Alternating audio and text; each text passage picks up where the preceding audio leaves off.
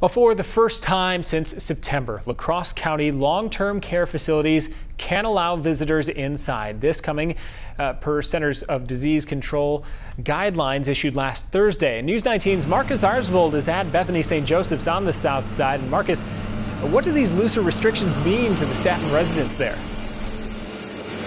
Well, people can finally hug their loved ones when they go through those doors. And as Karen Bell explains, that kind of love is essential.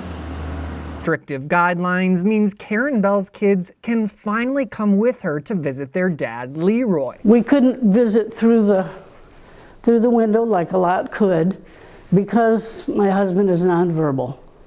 So that made it a little bit more difficult. Couldn't do the FaceTiming. Leroy's been battling Alzheimer's for 13 years, and the pandemic kept Karen from getting to see him. I'm 77 years old. I've never experienced being so isolated. Thanksgiving was their first holiday apart from one another in 58 years. We sat there and we decided, this can either be a stumbling block or it can be a stepping stone.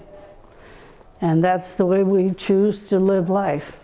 When things come our way, we're gonna use it as a stepping stone. Leroy is a retired pastor, and she says her faith got them through the dark times. That so many people in this community have made really difficult sacrifices for the duration of this pandemic. And now we are beginning to tiptoe out of it.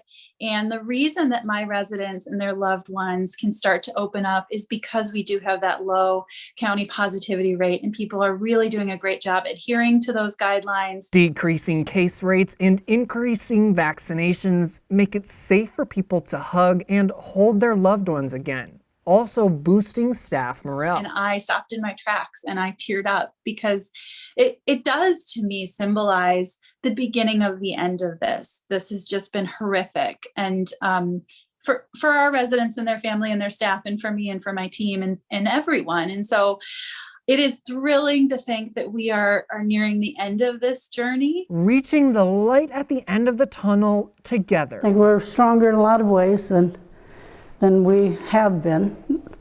Trials always make you stronger. They're not meant to defeat us, meant to draw us closer.